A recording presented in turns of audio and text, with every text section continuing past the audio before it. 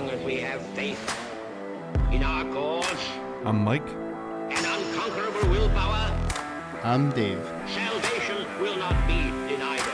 And this is Between the Lines. Are you better off than you were 4 years ago? Is it easier for you to go and buy things in the stores than it was 4 years ago? Ask not what your country can do for you. Ask what you can do for your country. And we're back. What you gonna do We're here. when my 3-inch pythons do nothing to you, brother? Oh yeah. Snap into a Slim Jim. We're here. We're obviously, out of our minds. So last week we talked about the Fourth Amendment and talked about your protections thereof. And Don't you know? Isn't it Satan? With the person that would come up to your house and ask for your guns without a warrant, could it be Satan? Satan? Isn't that special? Isn't that special? So do Anyway. you like tacos or hot dogs? Tacos. Do you remember that one? So we encourage everyone to ignore what we just did and go back and watch our previous episodes on the Fourth Amendment, the Third Amendment, the Second Amendment, which is very highly in question right now, and the First Amendment, as well as other ramblings that we've put on our channel. You can find us on Facebook at PA Between the Lines. We have a Facebook group called Between the Lines and a page called Between the Lines. So look for both. On Twitter, you can find us at the BTL Podcast. We're on Reddit. We're on Google Podcasts. We're on Spotify. We're on Apple, anywhere podcasts are found. Check us out on YouTube. Subscribe to the channel right about there. And click that little notification bell over here because that'll let you know when we drop new videos. So that being said, today we were going to go over the Fifth Amendment, but as we usually do, we're going to kick that can down the road because some assault weapon ban started happening, and we feel like we should talk about that. Also, we have a clip from Glenn Beck and Blaze TV. We'd like to give them credit for their hard work. I am a loyal subscriber, and they have a clip about the ATF going door to door asking about registered weapons. Yeah. So that's interesting. So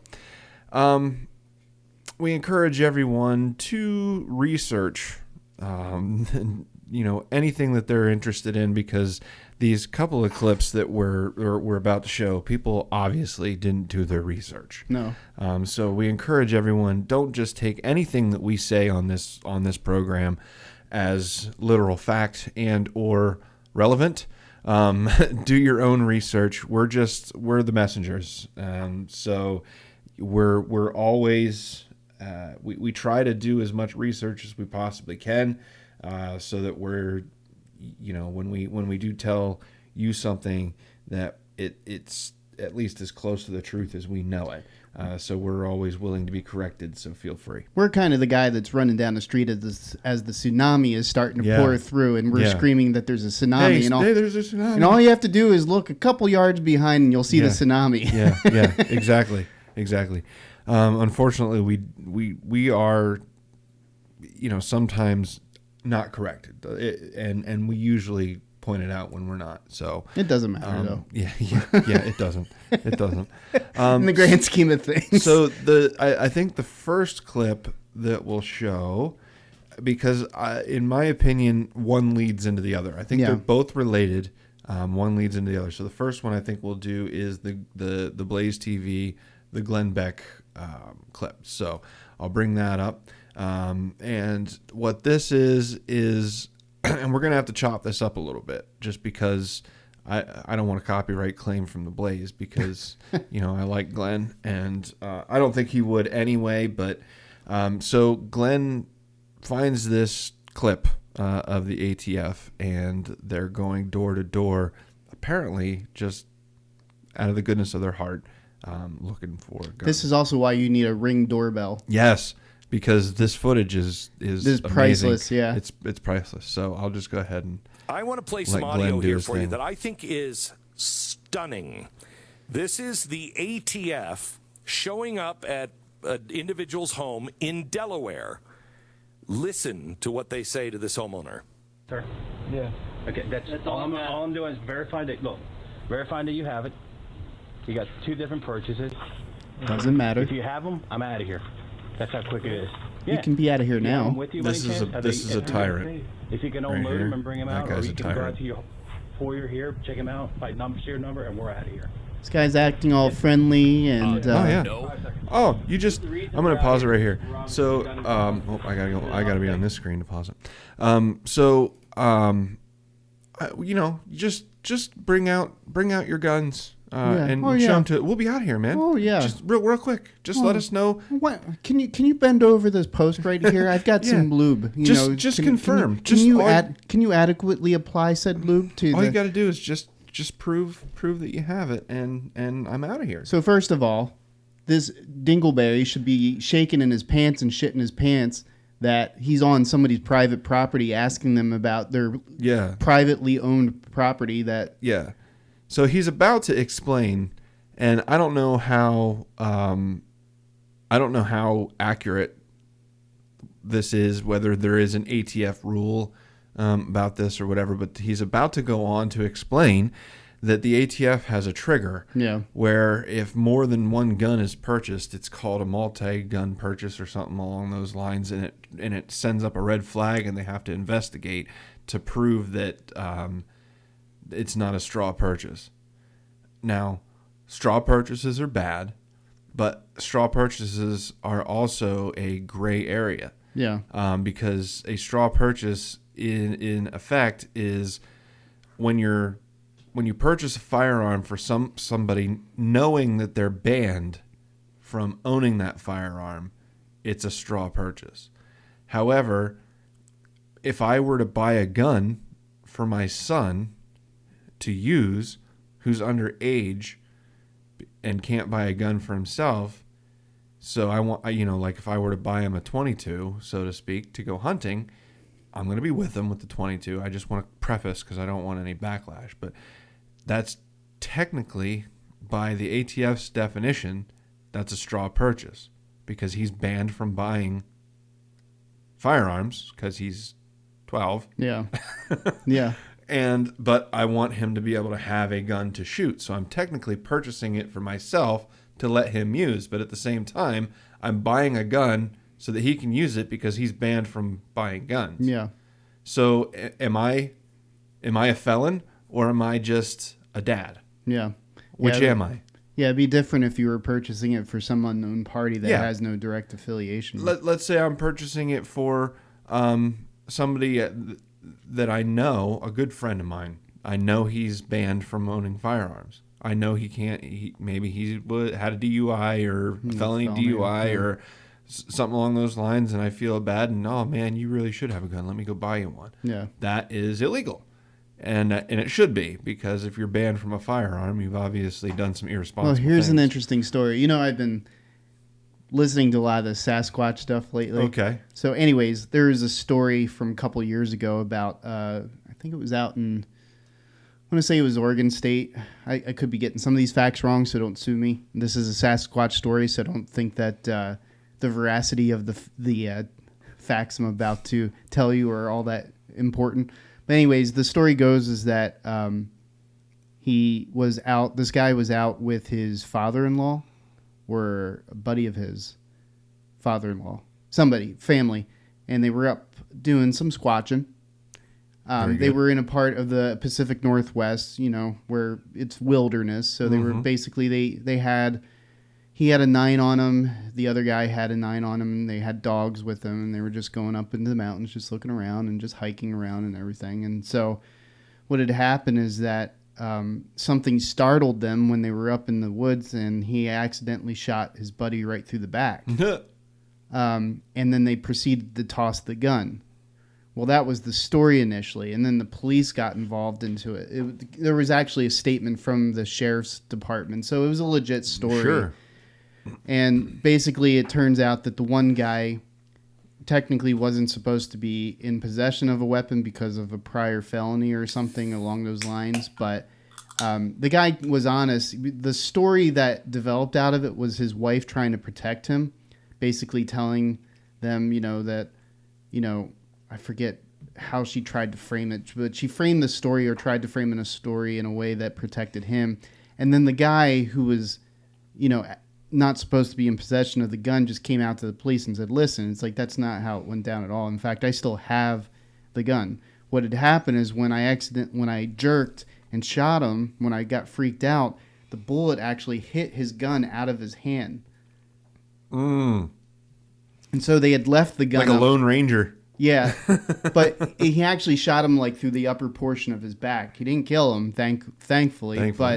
But he drug him back miles back to a side store or some kind of roadside store, and they got help and everything and whatnot. But it was just an interesting story, and the police were involved with it. And it's like, well, we don't know much about Sasquatch, but it was just a funny story, but. Anyways. Yeah.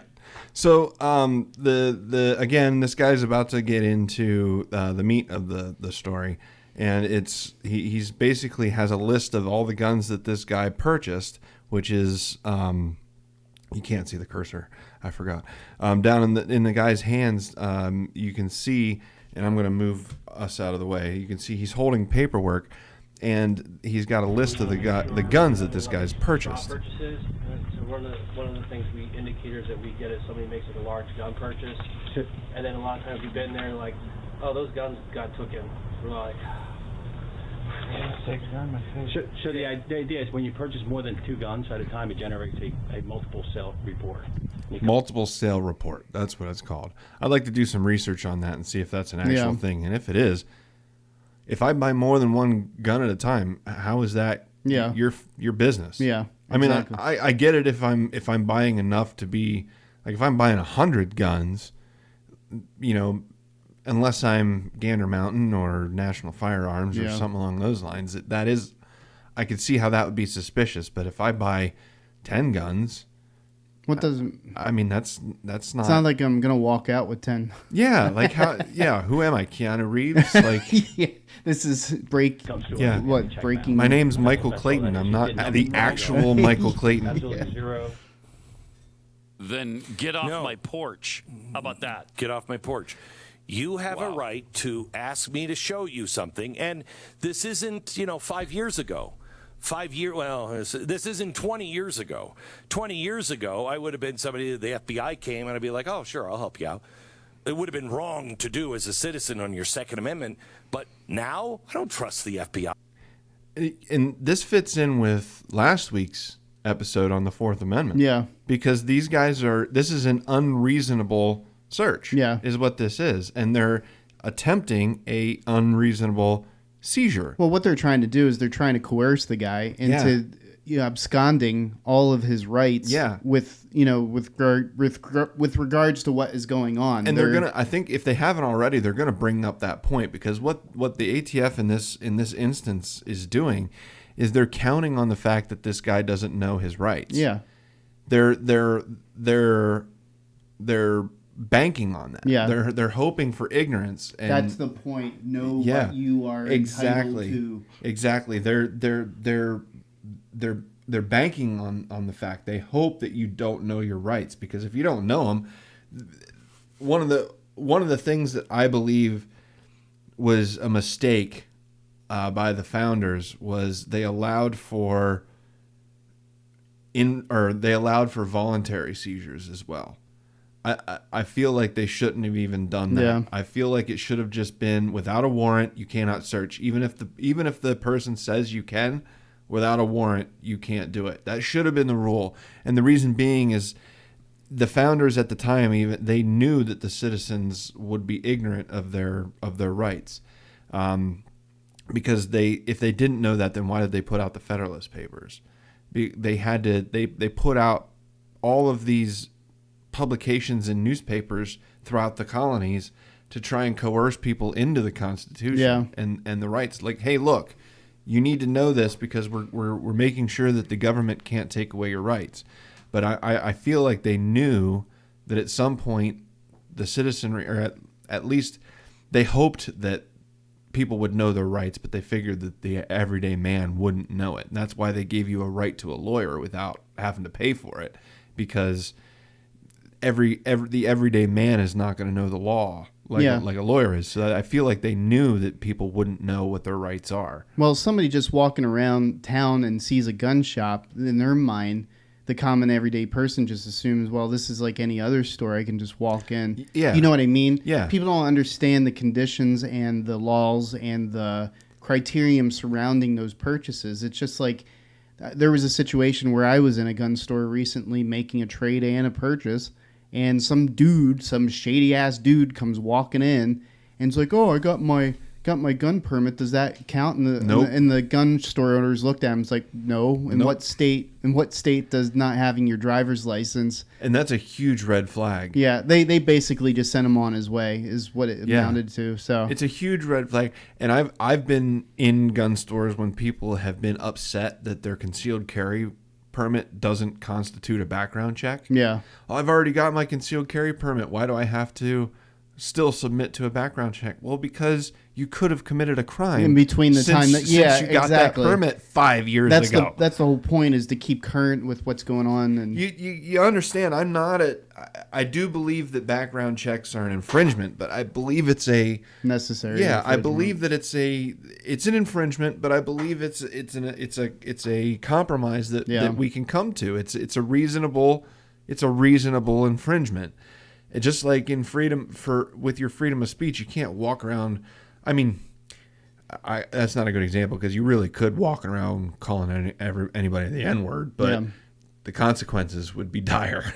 Well, it's like in Virginia Beach. If you've ever been down there, they actually have signs posted along the main walkways where the stores and the bars are, and it has like the sign for an expletives in a circle with a dash through it. It's like you're not allowed to walk around just dropping F-bombs and vulgar language because they consider it a family-friendly area. Yeah. So you could probably fight that, but I get your point. Yeah, it's a municipal ordinance. Yep. That's like a gun-free zone. Yeah. Your sign doesn't trump my Second Amendment rights, and your sign doesn't trump my First Amendment rights, but you can fight. There's a case to be made. You're going to make a case. In other words, you're going to put yourself in a situation where you're going to be taken to court. Yeah. But ultimately, when it comes down to it, if the facts substantiate why you were doing whatever, now if you're just walking down the street going shit, piss, fuck, cunt, cocksucker, motherfucker, you just killed every single. There goes our YouTube episode. Well, we don't get monetized anyways. Yeah, we'll see. You have to have viewers, Dave. That's true. We can say what we want until we have viewers. The only people we're offending is ourselves, and we're not offended. That's right. So, but you could, if your intent is to offend people, then I think there is a case. Yeah. For that, because at that point it's harassment. If your intent is to offend people on purpose, then there's a case for harassment there. But if you're just if you stub your toe and go shit, and somebody tries to give you a ticket or sorry, that was an emotional reaction to an injury that doesn't count. So there's each case due process. Due process, which is the Fifth Amendment. We'll get into that next week. Yeah. Back to the fourth. Information, because the FBI gets that information. When you go to buy a gun, you get a background check done by the FBI. So why does the FBI I've had so many background need checks. Additional information? They want to know who's carrying that gun. Now, why would you want that? Why do you need to know what citizens are armed and what citizens are not armed? Why would you need to know that? Yeah, exactly. I mean, that's a really good point. Why would you need to know what citizens have guns and what citizens don't have guns?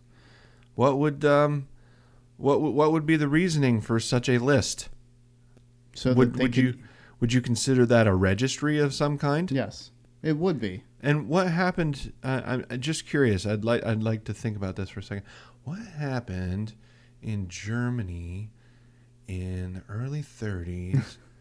They created a registry, and you had to tell them whether or not you were Jewish. What happened after that? That never happened. What happened after that? Oh, that's right. They rounded them all up and killed them. Yeah. Yep. So generally when they put people on a list, it's not a good thing. I mean, they're not going to be sending everybody free ammo in the mail. Yeah, this isn't registration for we were just for a competition. Yeah, the ATF is just checking. We're trying to see what guns you have so we can send you your free ammunition. Yeah, sure. I'd sign up for that. Oh, man, I would. The cost of ammo right now, that's a program I could get down with. Register your gun for a lifetime of free ammo. It's like welfare for gun owners. Mm-hmm. It's like the best thing ever.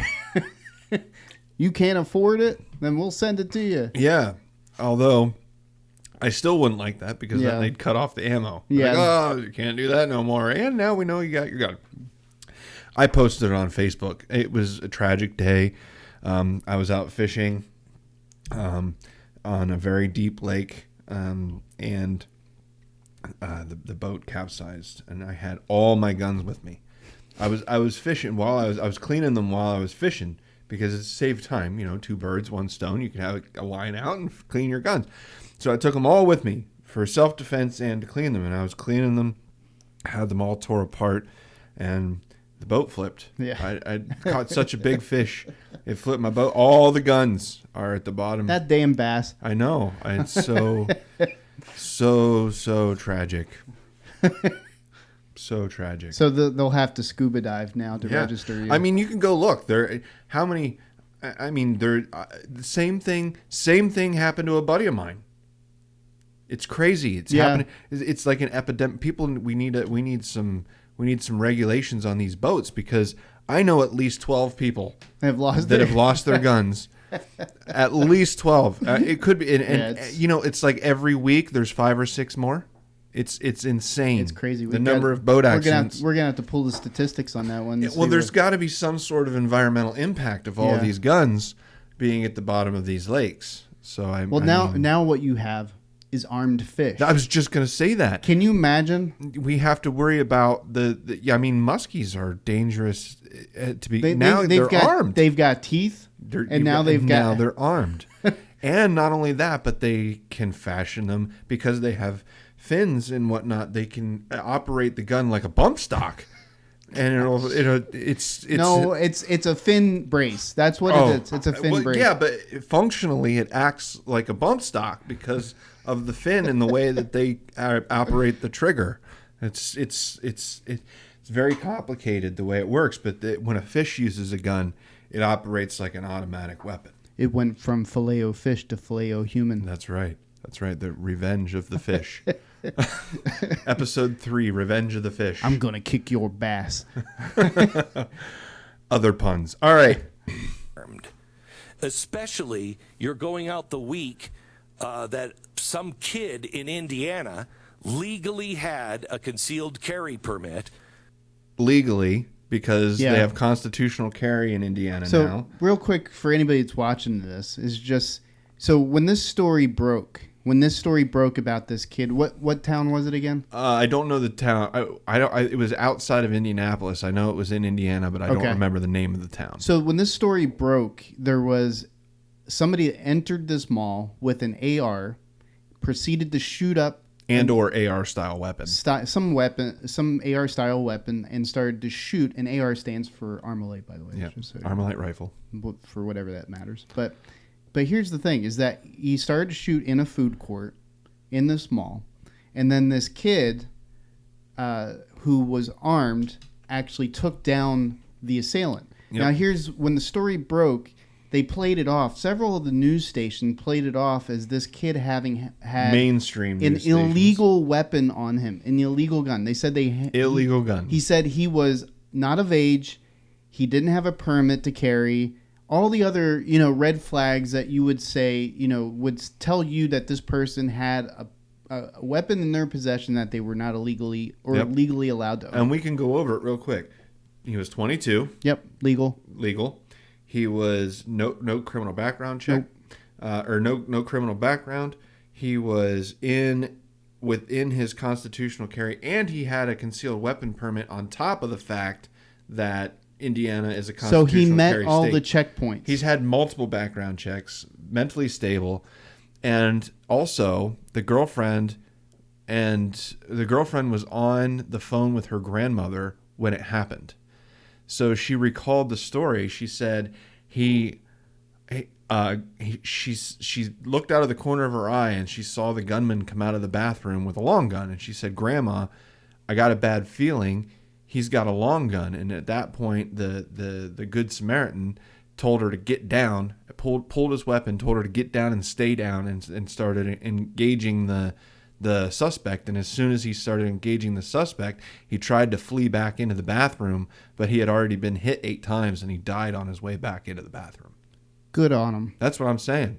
I'm glad he shot that piece of shit. And the whole time he wasn't just stationary either. The whole time he was advancing towards the gunman, finding cover. They exchanged fire, and he was finding cover as he was advancing towards the target. This kid's a beast. That's what I'm saying. And not only that, but he's also telling people, like, he's firing on the guy and at the same time pointing at citizens, hey, get behind me, go run that way, getting them out of there, all at the same time while engaging the gunman. It makes me want to walk up to these news anchors or people that were talking shit about this kid and just slap them. Yeah. Like, literally, it pisses me off that they tried to talk this kid down. And then they give better treatment to that piece of shit that was about to kill more than 3 people. Yep. And they're going to look down their nose at this kid for having put his life on the line for these people. Yep. And people are like, "Oh, three people lost their lives, and this is nothing to celebrate." You're right, but we're not celebrating the fact that those 3 people lost their lives. What we're celebrating is the 30 or 40 people that didn't even have to be engaged. Oh, this would have been much worse. Yeah, much worse. Because it was in the middle of a food court. Nobody was armed but this kid. This kid saved possibly dozens of lives. I'll even put it at dozens. It's probably more because the guy he had 2 ARs with him. Yeah.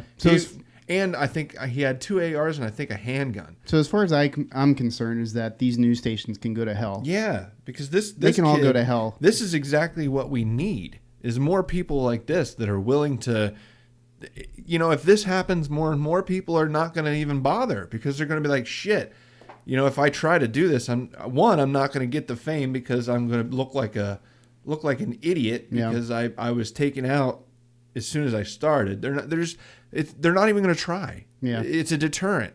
There's a reason why burglars and robberies stick to the inner cities for the most part because for the most part, inner cities are gun-free zones. They don't wander out into the woods and start robbing people's cabins in the woods because chances are they ain't going to make it out. It's like the story of the guy that walks into a diner and it ends up being like a routine stop for cops, to eat there, and they were all undercover, and the kid pulls his gun, tries to rob the place, and 40 guns get trained on him, and it's the same. I walked into the wrong diner. But that's the idea, is that if people have that kind of fear, that you have sane, legally owning, responsible citizens that far outnumber the number of people that are going to try to do things illegally, then you're going to have a depreciation, a cut down on kind of crap happening in these public spaces. So, again, he's going to go on. He's not a gun freak. He had his gun on him in a mall, in a food court. They said it took him 3 minutes to get to the gun. No, we now know it took him all of 15 seconds. 15 seconds to do what 400 police officers couldn't do in an hour in Uvalde, Texas. Absolutely. He put 8 bullets into that from guy. 40 yards. 8. Yeah, 40 yards. This guy, I'm a really good shot. I'm a really good shot. I'm a good shot. I'm a good shot, and I practice at 15 yards because statistically, most of your altercations happen within 15 40 yards. yards. That's 120 feet. That's insane. That's insane. Yeah. That's insane. That'd be like, well, my hunting rifles, I sight in at 100 yards. I sight them in an inch high at 100 yards.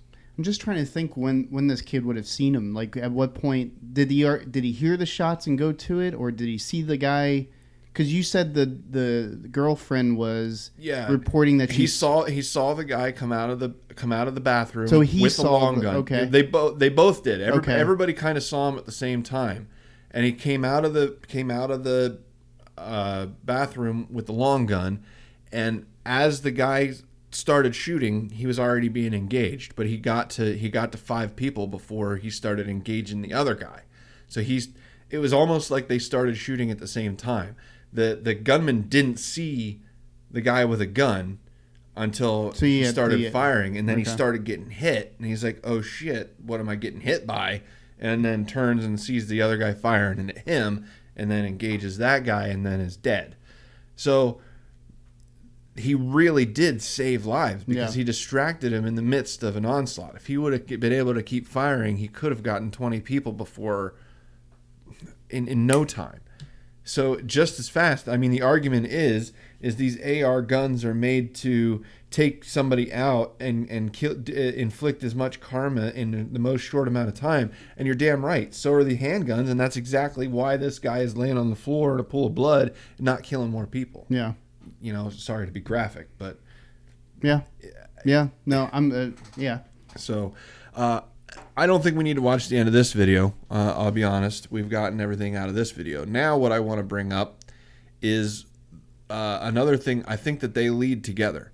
As we know, the House Committee on Safety, or whatever the hell it is, introduced a bill for an assault weapons ban.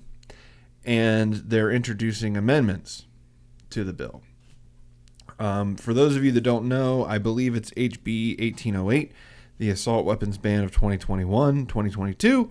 And essentially, they say, as of right now, they say that it's banning the sale and manufacture of AR-style weapons.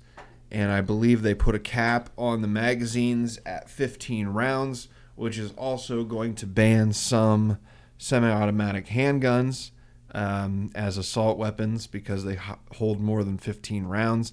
For instance, I have a Beretta 92A1. It is a 17 plus 1, so I have a 17-round magazine plus 1 in the chamber, so it holds 18 rounds altogether. And that would be considered an assault weapon, even though it is a standard semi-automatic 9mm. It is an M9 variant, but still, it's a civilian version of an M9, which is a very popular, very standard 9mm round or 9mm handgun that's been sold in the United States and around the world for decades. In fact, it was standard issue for police departments and the military for over 20 years. Yeah. And now it would be banned under this bill. So at any rate, what I'm getting at is it appears to me, and I think it's evident to everyone else in the world, that Congress has no idea what they're doing. Oh, no. That's the whole... They have absolutely no idea what they pass bills not knowing what they're saying or what any verbiage is. So I'm just going to play this, and I will let the people judge for themselves. This is gentleman from Rhode Island. I move to strike the last word. Gentleman is recognized. Mr. Chairman, I rise in opposition to the amendment. What this I also want to preface. Depicted here. I want to preface the amendment that they're introducing is an amendment to the assault weapons ban that would allow for pistol braces, which are stocks that can be attached to a handgun that allows for a clamp to go over top of your hand in order to stabilize the pistol. It's used primarily for those disabled veterans, disabled police officers that maybe have carpal tunnel or something, and they can't firmly grip the handgun. It allows them to stabilize it so that they can firmly grip. It can also be used for training too. Yeah, purposes. It's excellent for new gun shooters, especially, no offense, but especially females that are shooting guns for the first time. It kind of gives them just a little bit more to hold on to, and it's a little bit safer. So with that being said, here comes Congressman Dumbass. When attached here, it turns this weapon into an automatic weapon. It becomes a bump stock. And so it will allow that to essentially be fired like an automatic weapon. That's the danger of it. So I have to very strongly oppose the amendment. And I yield back. Gentleman yields back. Who seeks recognition? I seek What recognition. purpose does the gentleman from Kentucky seek recognition? To strike the last word. Gentleman is recognized. The Democrats are so zealous in their rush to ban everything related to guns and every gun that exists that I'm afraid Mr. Cicilline has his gun features mixed up. He just described the arm brace, which is used by people who have a handicap to help fire a pistol. He just described it as a bump stock. It's neither a stock nor a bump stock. And I think it's important that if you're going to ban these things, that you actually understand what you're banning. That is the picture that he showed. Everybody needs to know is not a bump stock. It's an arm brace for firing a pistol from the wrist, and it's not made to increase the rate of fire of the firearm. It's not made to simulate automatic fire. It's made to stabilize the grip of a pistol. And that's all it does. I support this amendment. We can look over on the other side of the aisle. Hopefully they've figured out what they're trying to ban. Ms. Fisher is not trying to get an exception for bump stocks. She's trying to help the handicap and make sure that the Democrats are not banning an arm brace, which does nothing to accelerate the rate of fire of the firearm. I think they've confused it with page 3, section C of their bill. And notice that of their bill, they wrote this bill and they put like zero effort into now researching any of this. In the spirit of, benefit of the doubt, we'll call it. What I think the gentleman from Rhode Island, Mr. Cicilline, I believe his name is, what I think he's trying to say is a pistol brace can be used as a stock, not a bump stock, but it can be, if you look at it the right way, it can be used as a shoulder stock, but again, not a bump stock. It could be put on your shoulder like that with a pistol if you wanted to do it that way, but that's not the intended purpose of a pistol brace. It can be used that way, but it effectively doesn't make it a stock.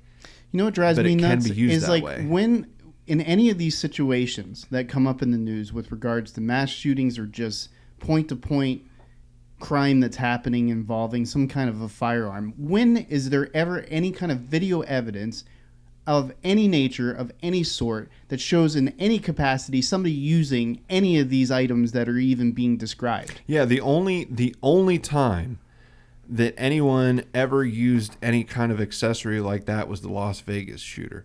He used a bump stock, and that's why bump stocks are now banned. Yeah, so bump stocks are already illegal. So what he's talking about is not even what a bump stock does, and they're going to go into it. I'm not going to play the whole video because it's a long video, but that's the point that I wanted to point out is they don't even know. No, they don't. They don't even know what they're banning. No. What a bump stock does is it's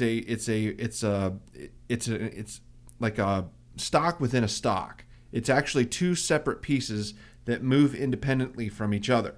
So what happens is with the natural recoil of a rifle, when the bullet exits the chamber, it recoils and then goes back into place. What a bump stock does is it allows for that rifle to rock back and forth within a frame of a stock. So you hold it tight against your shoulder, and the recoil of the gun allows the stock to move back and forth like this.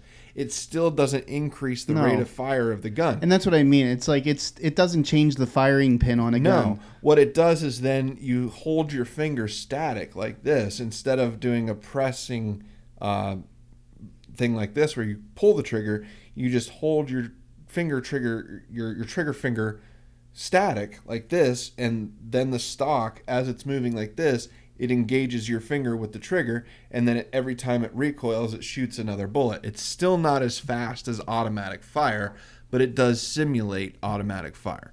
So I could see why bump stocks were banned, even though I don't agree with it, but I can see why, because what you're doing is you're essentially trying to trick the gun into being automatic, even though it's not. However, I'll argue you could do the same thing. I've done it.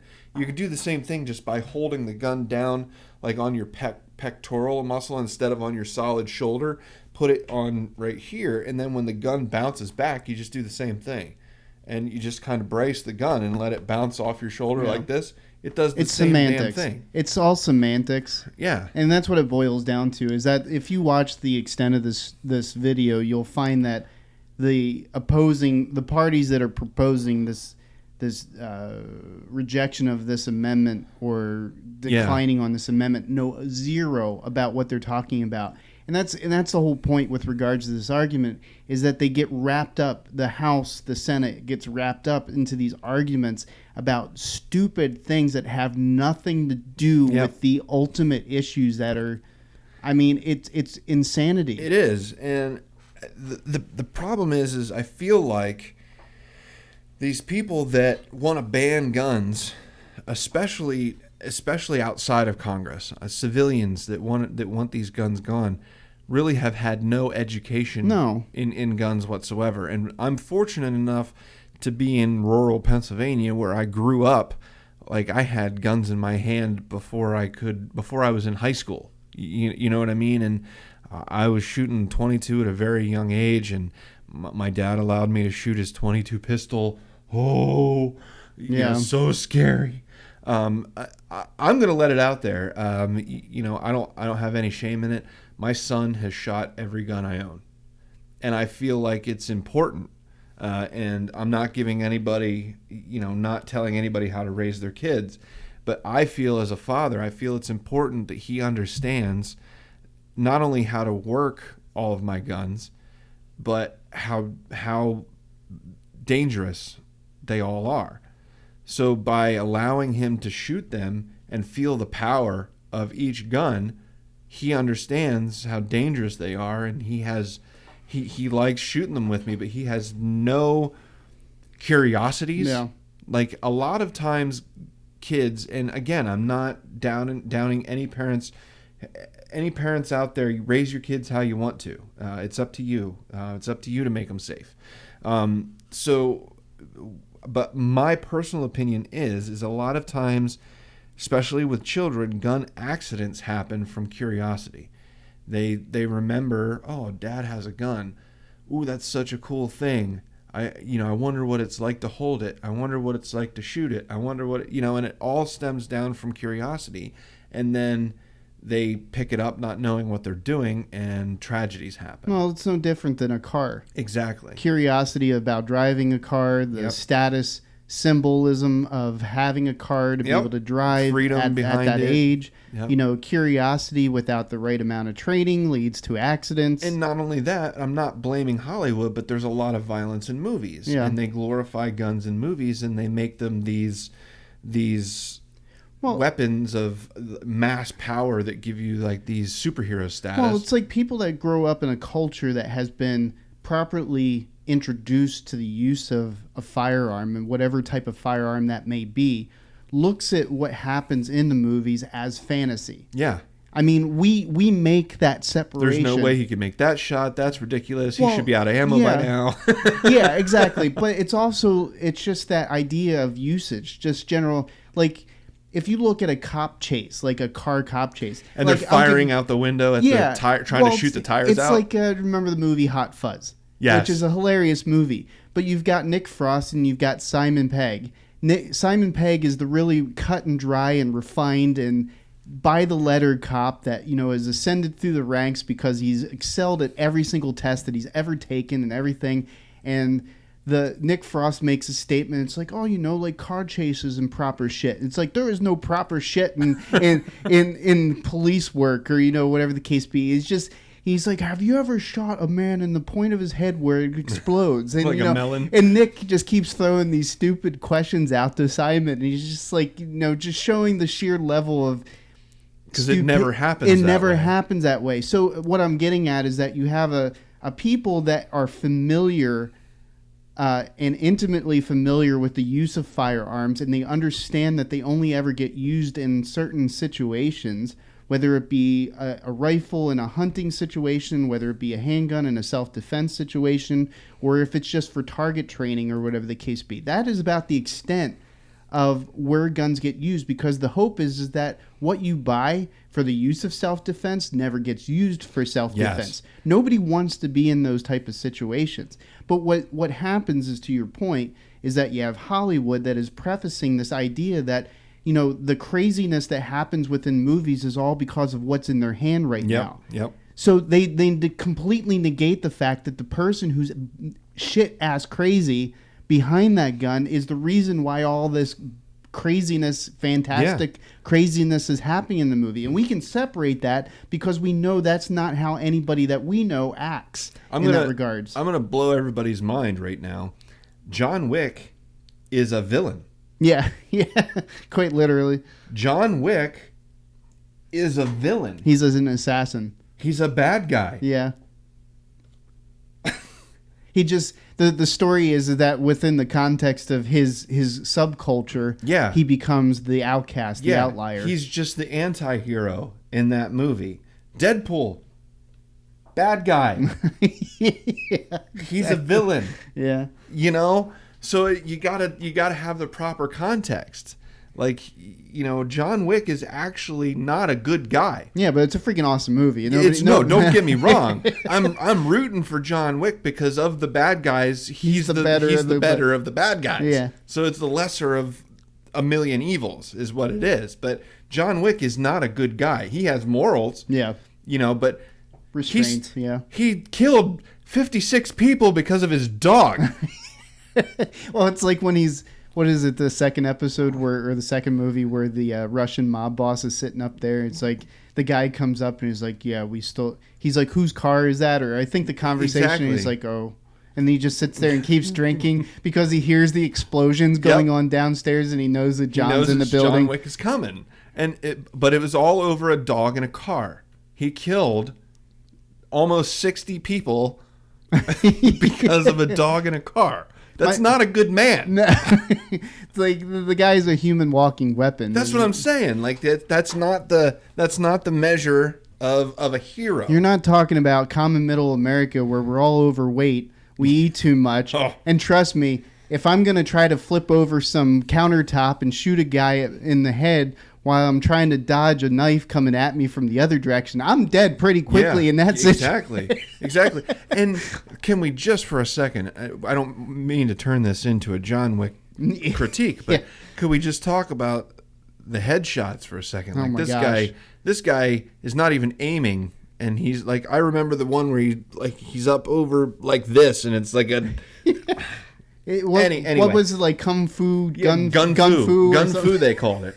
And it's absolutely ridiculous. Yeah. It's absolutely ridiculous, but it's fantasy. But that's the point. But that's the point is they try to frame the use of guns in this fantasy environment. Yeah. And then they turn around and they demonize guns after they're the ones that just characterize them. Just did a whole 2 hours of gun masturbation. Yeah, essentially. This is exactly what it is. Yeah. But again, John Wick is the bad guy. Yeah, he's not a good dude. It'd be like characterizing driving a day-to-day driving event as a '70s cop movie. Yeah. Do you remember T.J. Hooker? Yeah, where they're just like jumping over like San Francisco roads and flying off. up over and when you go to the DMV, you're gonna be driving the Dixie car from Dukes of Hazzard, the General Lee. The General Lee.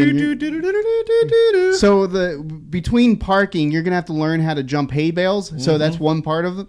So them boys better grow some wang. So if that's the characterization that Hollywood creates for what car driving, what's the Fall Guy? Remember Fall Guy? Oh yeah, he used to drive the big elevated Bronco with the big ass tires and would drive, or the A-Team with their black van. Yeah, but I get it. You get what I'm saying? It's like if that becomes what everybody thinks is the natural use of a vehicle, then of course everybody's gonna be like, well, they're dangerous objects and they need to be regulated and they need to be made illegal and all this other kind of stuff. So it's their fault is what I'm getting at. It's their fault. They're the reason why this mess happens. You know, when they don't take the laws that are already in place and enforce them. What was the thing I just read recently about the person who shot? There was a mass shooting and the guy got out on six years or something. You know, this is the kind of bullshit that happens. Is that you have laws stating that people, when they commit crimes with guns or whatever the weapon is, should have some type of term in jail or be put to death depending on what type of crime they commit, how heinous the crime is, and then you just willy-nilly get these people out on probation. How is that setting precedent? You know, and then you turn around and you try to blame guns. You know, that's like there's no success there. There's no recipe for success in that type of environment because you're basically setting people up. That's like basically never holding your kid accountable for not going to school, and then all of a sudden when he gets to be 21, 22 and he can't get a job, suddenly now you hold him accountable. As far as I'm concerned, the parent should be put in jail at that point. Yeah. You know what I mean, though? No, absolutely. Absolutely. There's So Government Newsom, who's trying to pass a bill now in California that basically allows people to sue gun manufacturers for every crime that happens. Basically, these other leftist, crazy, extremist states with nutballs for their governors and their state reps, you know, that are trying to pass these laws that have no common sense involved whatsoever. Name me one other industry where that's the case. Yeah. Name me one other. You can't do that to cars. You can't do that for cars. Oh, my chainsaws. Vitamix chopped off my hand. You know, fertilizer.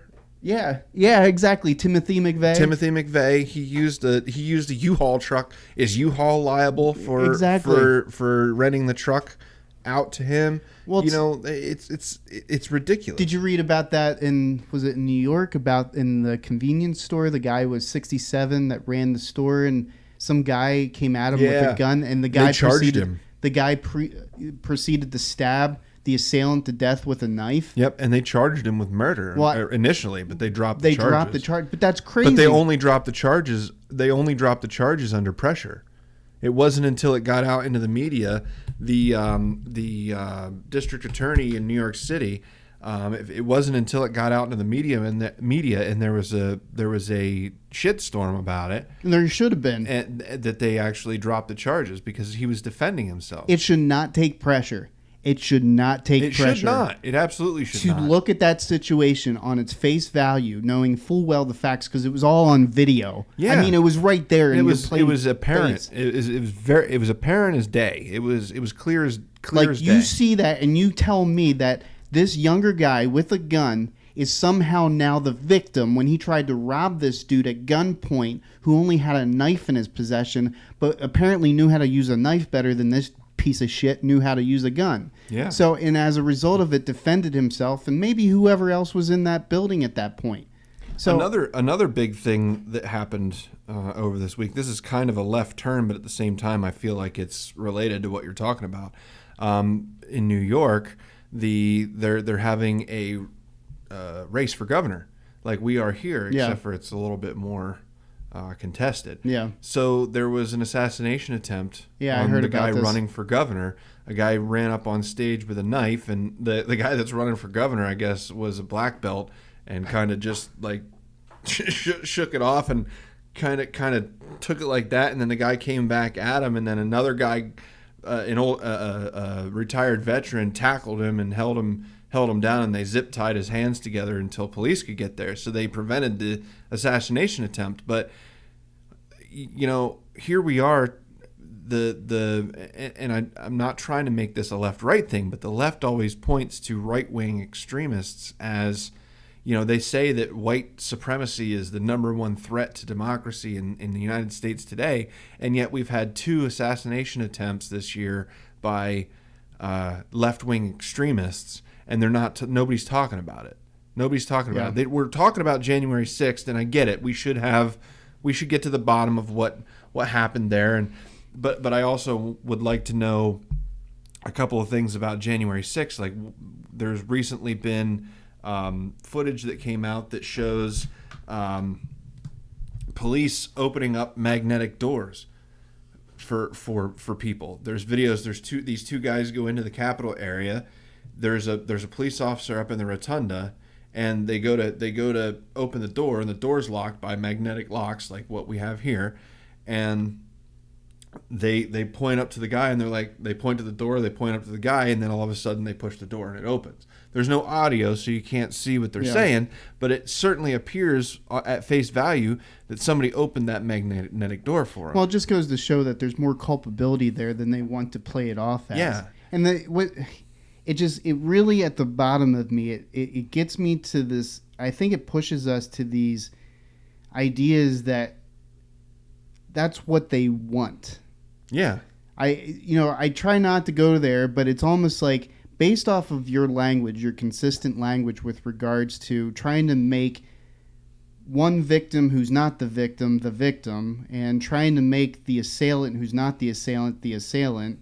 You know what I mean? Yeah. It's like this constant berating. It's this constant framing of these dialogues, whether it be within, House hearings, or whether it with these stupid sub-Senate committees. They're basically like cults, essentially.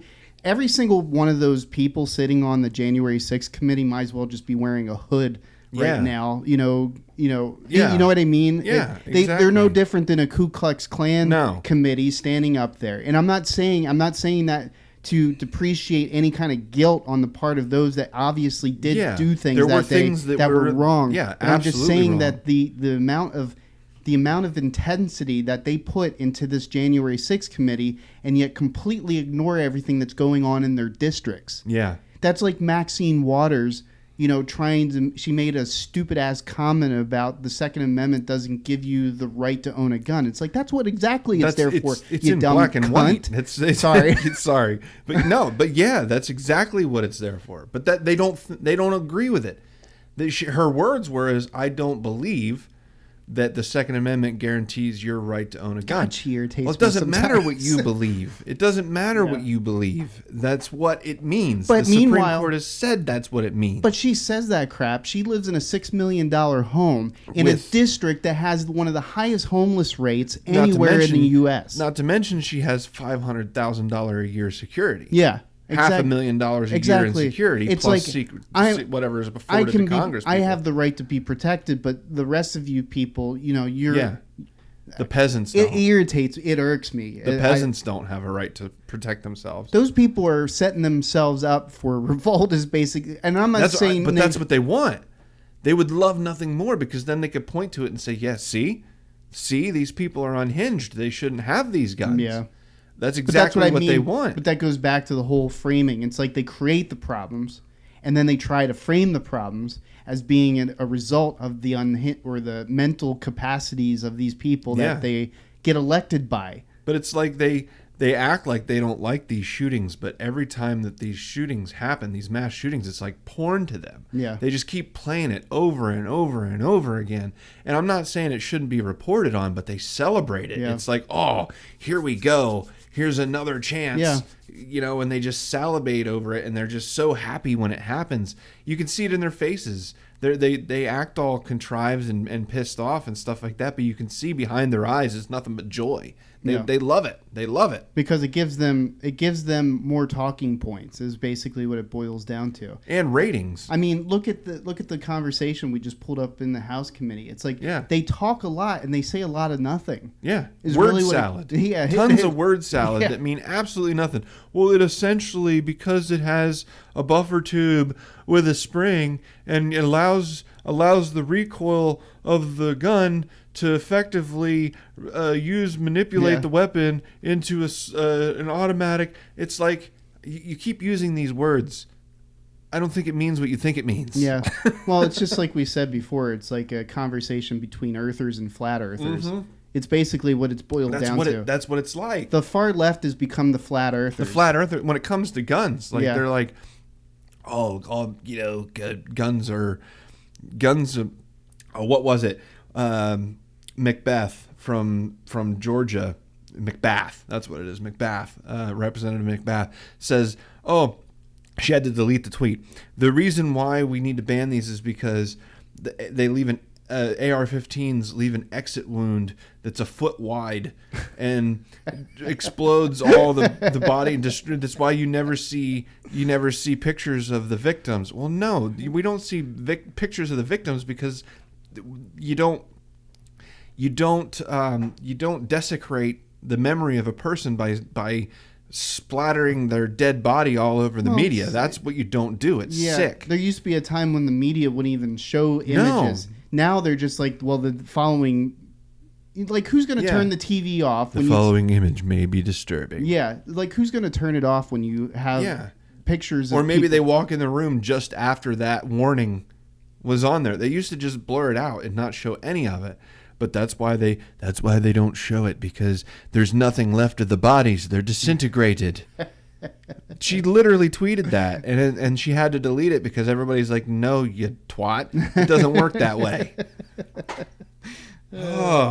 Sorry. Assault weapon.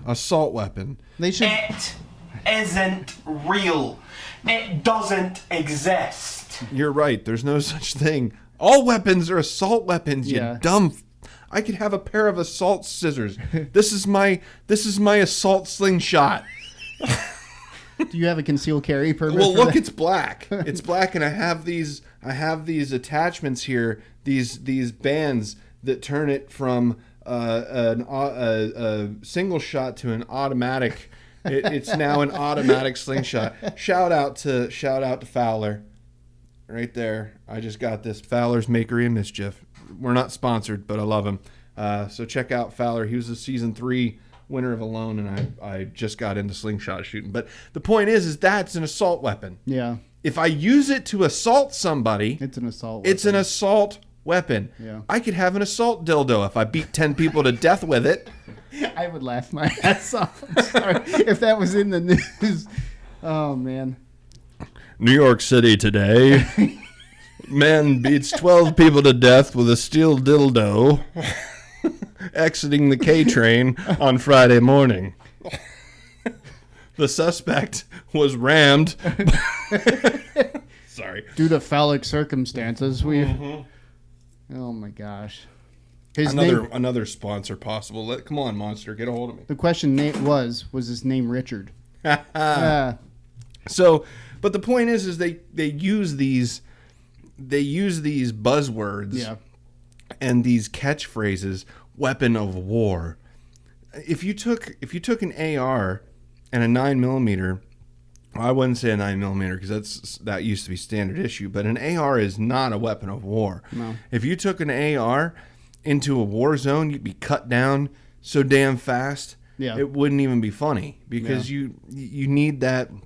There's another video I'll have to find where it's not Senator Massey, but I believe it's the gentleman that sits next to him. I can never remember his name, but he's I believe he's from Texas.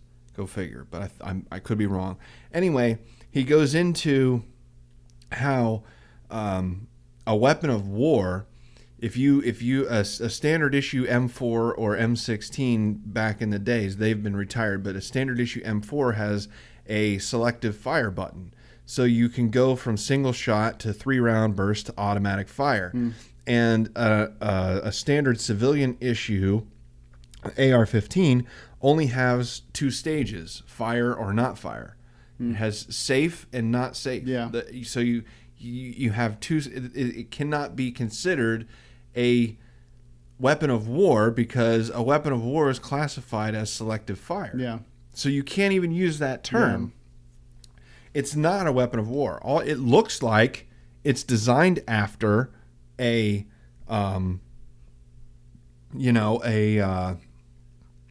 it's M16 style weapon, but building your car to look like the time machine from Back to the Future doesn't make it a time machine. Exactly.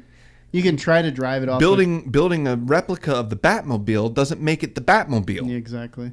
Yeah. You know what I mean? Yeah. So it's the same preface. You can put lipstick on a pig, but it's still a pig. If you paint it black, it doesn't make it an assault pig. Yeah. I want one of those though. An assault pig. Can you imagine? Crazy. You put a leash on it. Just throw an apple at the person and it like sicks them. So, I believe that the point of this episode is to educate yourself. Yeah. And be aware of the words that people are using because they're important. Words are very important, and they should be purposeful, and they should be used in a way that's purposeful. And I believe that the Democrats and those on the left are using these words in a purposeful way. It's to mislead the public. Just like the gentleman from Rhode Island claiming that a pistol brace turns a gun into an automatic weapon. That's absolute bullshit. What he might be correct in is you can use that. You would be able to substitute that as a stock. You might be able to make that argument that some people could use it as a stock, not a bump stock, but a stock. Yeah. There's a big difference. Yeah. And the gentleman from Kentucky, Senator Massey, he is slightly wrong when he says a pistol brace is not a stock. While it's not a stock, it could be used as a stock. Yeah. So I will concede that point. But that's just a stock. It does not increase the rate of fire of the gun. It does not turn it into some automatic weapon. It doesn't turn it into a weapon of war. If anything else, even if you use it as a stock, it's still a stabilizer. All you're doing is stabilizing the weapon and making it safer to fire. Handguns are less safe when they're not braced. It's just a fact. The same thing as anything else. If you fire a slingshot, if you have a brace on it that braces to your wrist, it stabilizes it and makes it more accurate. It's just the way it works. Well, it's just I think it all still comes back to this thing is that the House and the Senate are getting wrapped up into conversations that don't even address the actual core issues that should be addressed. Is that why do we have people that feel that it's okay to pick up a gun and go into a mall and start randomly shooting people? So in the situation that we talked about in the beginning of this with the kid who took down the assailant, you had two different settings. Yes. You had somebody with a handgun and somebody with multiple the AR. ARs. But who won out? Yeah. The kid with the handgun, because he knew what he was doing and he was able to secure that location. He was able to secure people or provide some level measure of safety to other people, even though some had already been shot or injured. Yep. He was able to prevent further things from going on because he was in his right state of mind. Yep. He was within his rights. He was legal all across the way. Yep. And he exercised that right in a capacity and in a way that ended the life of a person who was determined to end the life of others. Absolutely. So that being said, is that it doesn't matter if the kid that was coming into the building legally had an AR and the guy coming out of the bathroom had a handgun. The point of it is that the defining difference between the two is one guy had the intent to kill people that were just innocent bystanders, and the other kid or the other person had no reason to be there that day except to just be shopping or whatever with his girlfriend. And it just so happened that he was there in the wrong place at the right time and was used in that capacity. That's right. So again, the Democrats and the left and to some extent Republicans are absconding on the core issue is that it's not about the tool. It's about the person. That's right. It's about the people. And we keep overlooking that. Yeah, they talk about mental health and all that kind of stuff, but they don't give a shit about it. Back in California, back in the 80s and 90s, they completely cut all of their mental health budgets. And they even stated, even cops that who were in service at that time during those days can tell you as to how many ended up on the streets that were out of their flipping minds. Yep. And there's no wonder why there was such a sudden increase. And that happened in the entire country in the 70s. Yeah. Basically every state folded their mental health programs and shut down all of their mental health facilities. The state wards shut them all down, including Pennsylvania. Look like Pennhurst and some of the ones that we know about. They're all shut down. Pennhurst, I believe, is the reason.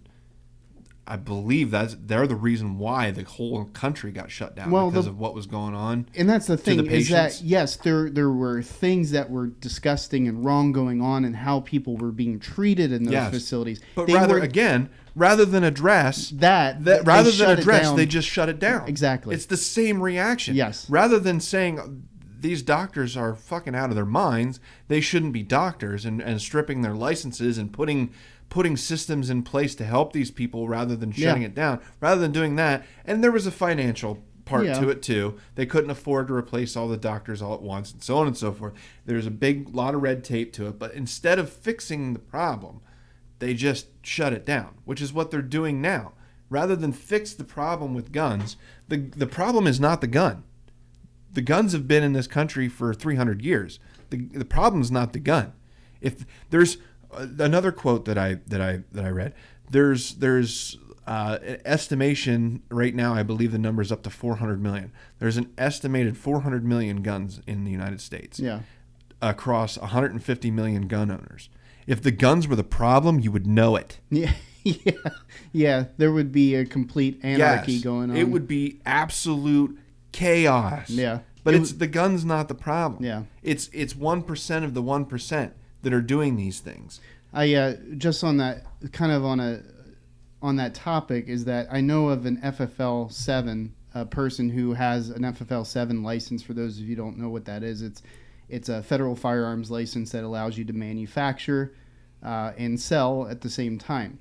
So he actually has a group that he's a part of that he joins in with other FFLs and other gun shop owners, people that have FFLs, because you can't be a gun shop owner if you don't have an FFL of some sort. Absolutely. That's just that's national law. So what they do is they have this program now where they work with other FFLs and store owners to where if somebody feels like they are in mental jeopardy, they can relinquish their guns to those FFLs and they will hold them in confidence. Hold my guns? Yes. Yep. I've So heard of it.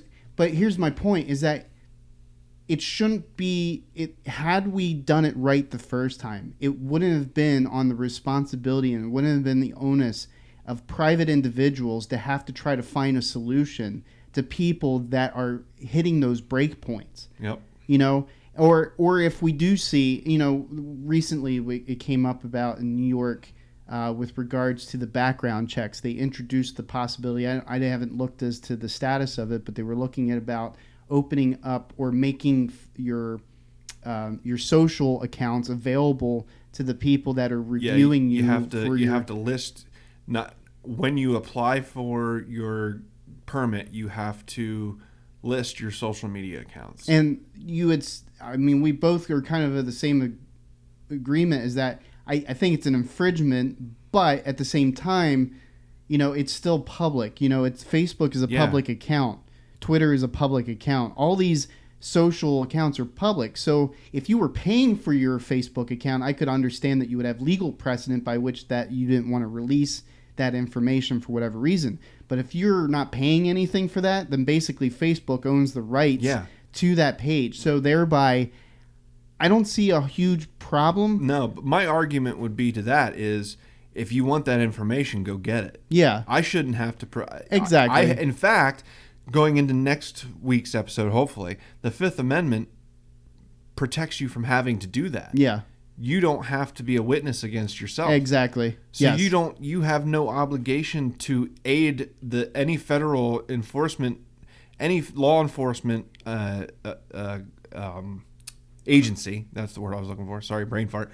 You have no obligation to assist them in their investigation because of the Fifth Amendment. It goes back to the ATF thing that we just watched. Yes. They were trying to get him to voluntarily give over his rights to something that they didn't provide a warrant for. If you want my social media accounts, get a warrant and get them from Facebook. Yeah. I mean, and it's like Glenn even said, it's like once you have the warrant, you have to And if Facebook decides that they want to open up profiles to federal background checks, that's on that's on Facebook, and then at that point you can decide whether you want to keep your Facebook account or not. But that should be a Facebook policy that they announce. But I have no problem with the FBI getting that information from Facebook, but the FBI should get that information. Yeah, because I mean, I recognize the practicalities, the practical side of this is that there are people all across Facebook and Twitter that post these images of them posing there with their handguns, sitting there, and it's not even just like, hey, I just bought this. It's like straight out. Some of it's trying to be intimidating. Yeah, like it's straight out looking down the barrel of their gun, while they're at the camera or something like that. It's like that's not responsible gun ownership. That's the type of person that you own a gun to protect yourself from. Exactly. Exactly. And I don't know how many TikTok videos or Facebook Live videos you see where people are posing with their guns and they go off. Yeah, because they have absolutely I don't want those people to have guns. Yeah, there was a kid. Those are the people I don't want to own guns. There was some kid sitting in his car and he was messing with it and shot out the window. It's like those are the type of people that that shouldn't have a permit. Those are the ones you don't want to have guns. So I'm okay with, if you're like I've posted pictures of my guns, but it's more like I set the gun down on a table, have it all out with this thing, and maybe put a box of ammo next to it so it looks all pretty. Take a picture of it. Hey, look, this is my new gun. Yeah, and it's different also with the videos of people practicing at a target or a range or whatever the case be to showcase whether it be their talent or something. Hey, look at how good I did. Yeah, exactly. Look at how good I'm shooting. That's different. Yeah, that's absolutely different. But or posing with a kill, like a trophy buck or a hunting, bear, and you hunting. got your gun in the frame and you're posing with your trophy or whatever. Okay, cool. But these people that try to glorify the violence of guns, I don't want them having guns to begin with. So while I have no problem with it, but again, Facebook's a private company. If the FBI wants that information, either work with Facebook to make that a Facebook policy, submit a warrant, or get a warrant. Yeah. If you feel like I'm a danger, you should already have sufficient probable cause. Go before a judge and get a judge to give you a warrant. Well, the thing of it is they could work that into the background check because you have to sign off anyways. Yep. You can basically have a line in there that says, "Do you consent to blah blah blah searching your social media or whatever the case be?" Yeah. You know? But at that point, that yes or no, if you answer no, is that going to be an automatic denial of your? It depends on state law, I think. Yeah. So, but New York is looking at others. I think they're the only state that's really looking at it, as far as I know. But I don't have. In fact, I'll go a step further. I think it's actually a good idea, because there are people out there that put on their Facebook page, we need to kill these MFers. Well, that's the thing. Like the kid. Well, even though he posted his manifesto after the fact, the kid up in Buffalo. Yeah. He posted that stuff. I think it was after. But there were plenty of videos on his social media that were red flags. Yeah. To your point, there was enough there already to go on. Minus, even without the manifesto, there was enough red flags to. I mean, the kid was in FBI custody for 3 days, and they had to let him go because of due process. And I don't disagree with that, but at the same time, maybe not let him go. And maybe there's a rule where if you are held for a mental health check for 72 hours or suspicion, there's like a 2-week waiting period or something before you can purchase guns. I'd be all right with that too. Yeah. I don't plan on getting involuntarily committed, and those that are involuntarily committed are done so for a reason. My problem becomes when who gets to decide who gets involuntarily committed. Yeah. That's where my problem comes in. Is it a judge? Is it a jury of my peers? Is it some bureaucracy? Is it some anti-gun lobby like Moms Against Gun Violence? Yeah. Who gets to decide my mental stability? If you're gonna take my guns away and infringe upon one of my rights, then I should be able to face my accuser. And again, Fifth Amendment. We're getting into that. See how we're tying these episodes together? Yeah. We're bookending. That's Yeah. what they call it. Yeah. In show business, they call it bookending, where you start with one subject and then end in another subject and then have relevant content in between. We're almost professionals.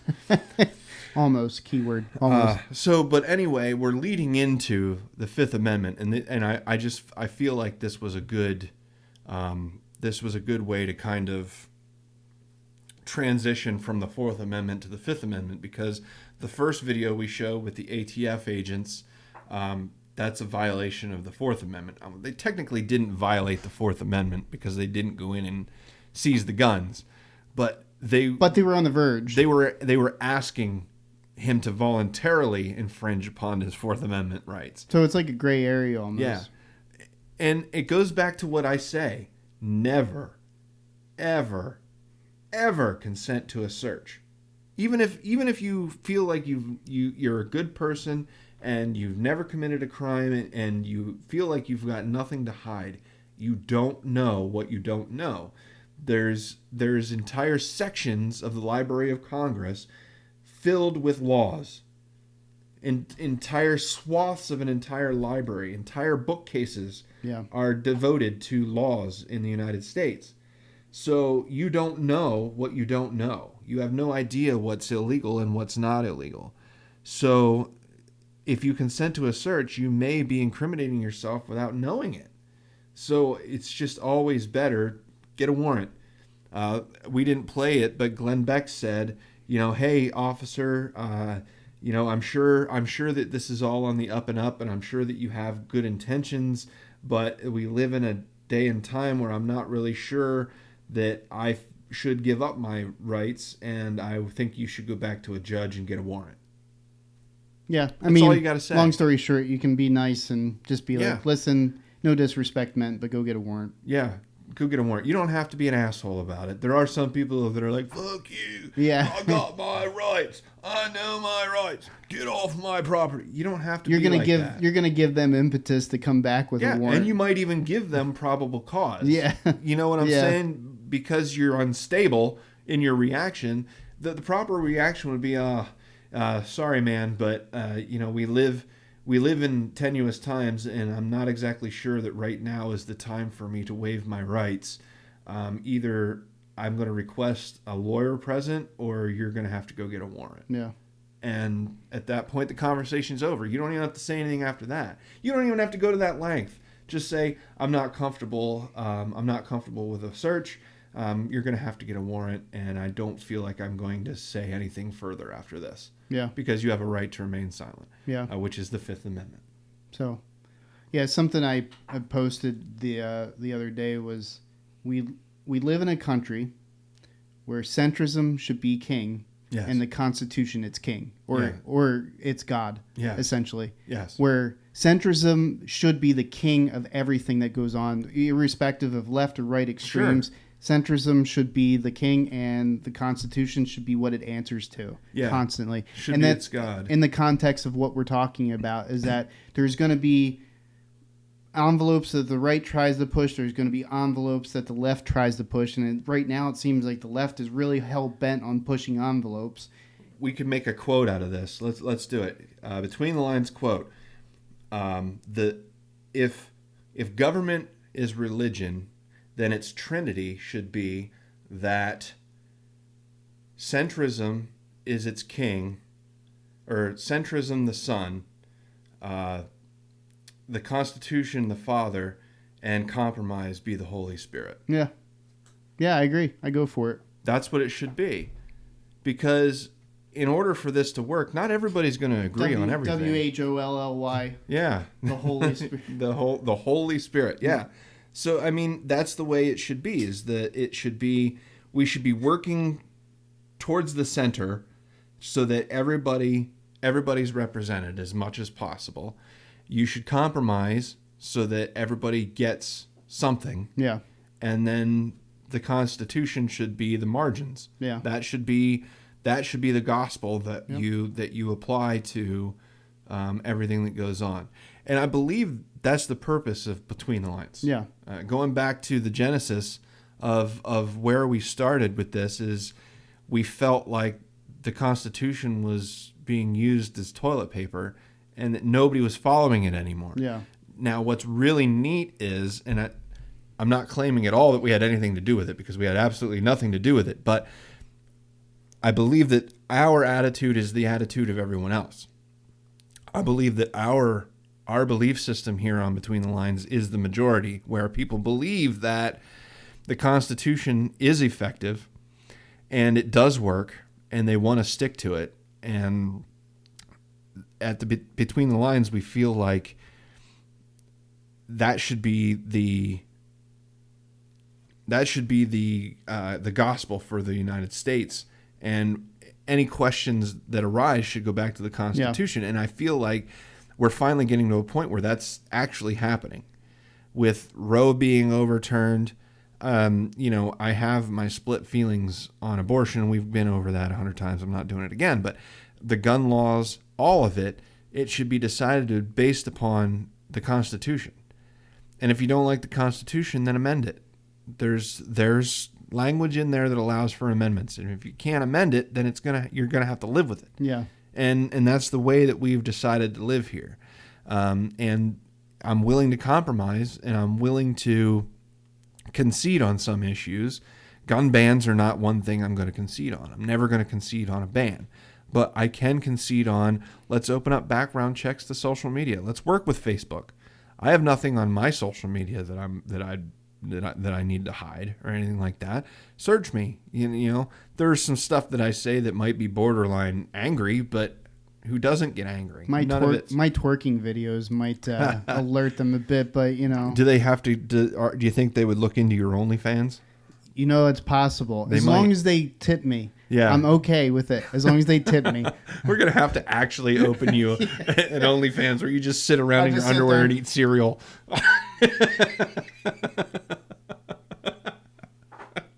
Just eat a bowl of Lucky Charms or something. A bag of Doritos.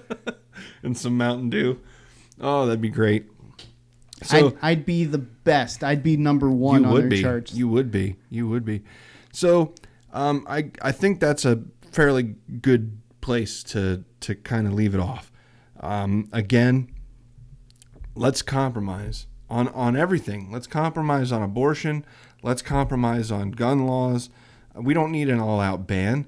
Let's work on how we can keep guns out of the hands of people that don't need to have them, and keep guns in the hands of people that are going to be responsible and protect others. Like that kid. That kid in Indiana. That guy needs a medal.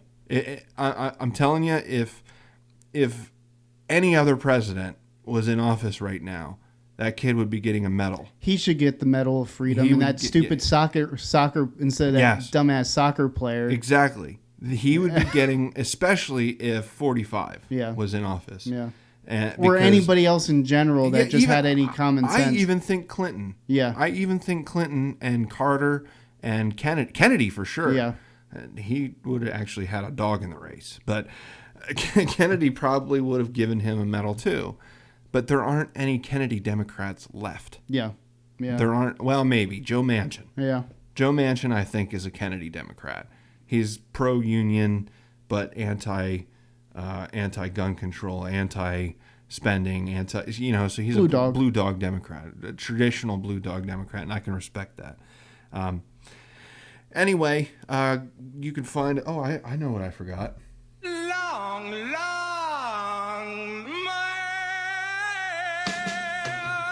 You can find us on Facebook at PA Between the Lines. You can find us on Twitter at the BTL Podcast. And you can find us on our website, thebtlpodcast.com. I'm getting really good at that timing. Can I get a fake saxophone? Yeah, we will. We'll get you like a Fisher-Price saxophone that you can play when we do Long Long Man. So until next time, do some research. look into these pistol braces, see what they actually are. Do your research on the ATF. Read the Constitution. That's a good place to start. Thomas Paine's Common Sense, the Federalist Papers. Understand why this country was founded, not how this country was founded, why this country was founded. Flawed men did great things in this country.